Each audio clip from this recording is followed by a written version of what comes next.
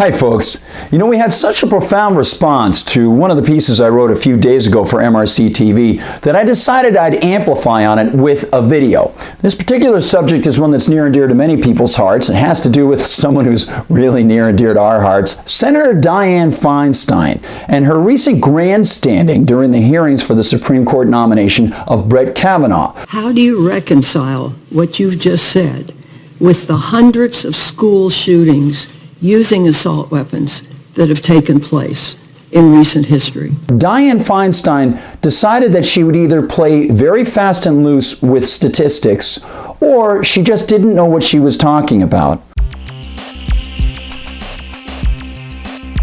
And in this case, I actually get to look back at a story I wrote a few days ago when Dianne Feinstein evidently had been a little bit bored chatting with her Chinese agent of a chauffeur that she employed for a number of years, even while she was the head of the Senate Intel Committee.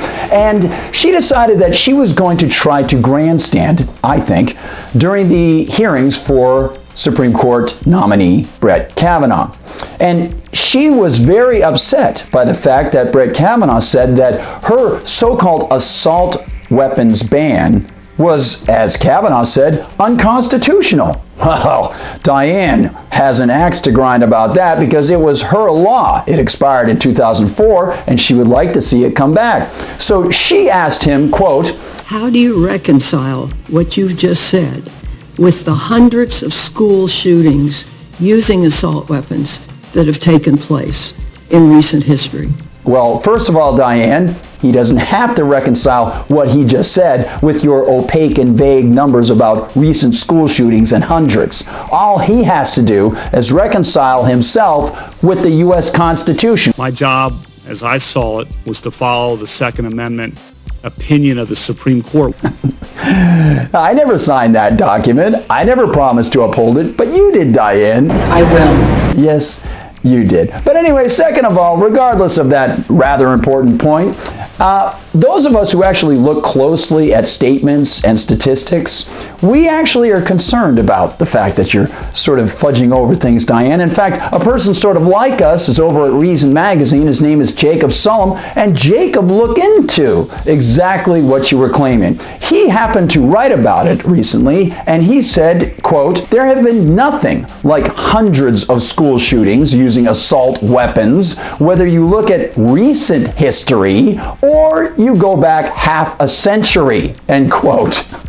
In fact, Sullum crunched the numbers, and he was very generous. He used numbers from the left-wing Mother Jones just to be nice, Dianne, and he concluded, quote, "It is difficult to escape the conclusion that Feinstein was just making stuff up," end quote. Now, since we might have infants or small children listening to this, you know, infants like Dianne Feinstein, I didn't use his exact wording. He was a little more vociferous and forceful there, but I think you can get the picture. So, should we be really critical of Dianne Feinstein here?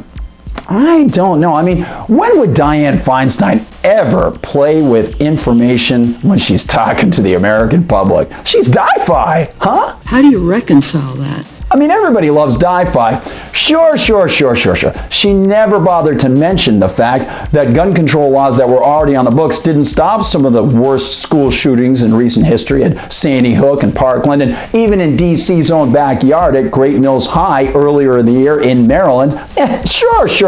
Di-fi never mentioned that school shootings have actually declined since the 1990s. And yes, sure, she never mentioned that there was a Centers for Disease Control study that was hidden by the CDC that actually showed that American citizens use firearms more often to stop crimes than to engage in crimes, and in fact they use firearms more often than police do to stop crimes. But you know, we gotta... How do you reconcile that? Okay. Sure. She never mentioned that after Australia, Canada, and the United Kingdom passed very strict gun seizure measures, their violent crime rates actually went up, and their gun crime rates went up. And yes, I know she never mentioned that during a period when the United States citizens were buying lots of firearms, violent crime and gun crime went down. Okay.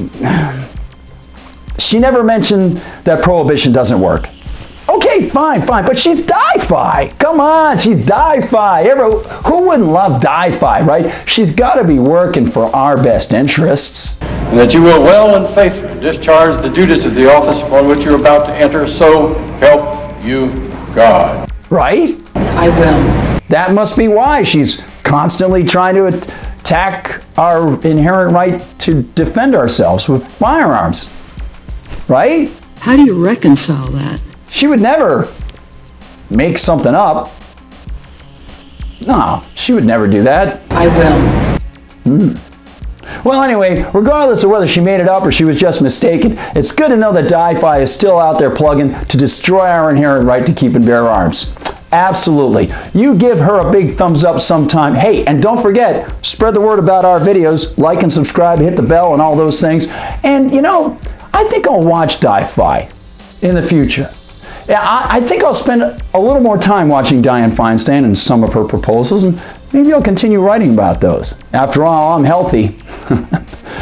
Yeah, I just have to worry about my right to keep and bear arms because she keeps attacking it. Thanks for watching. For MRC-TV, I'm Gardner Goldsmith.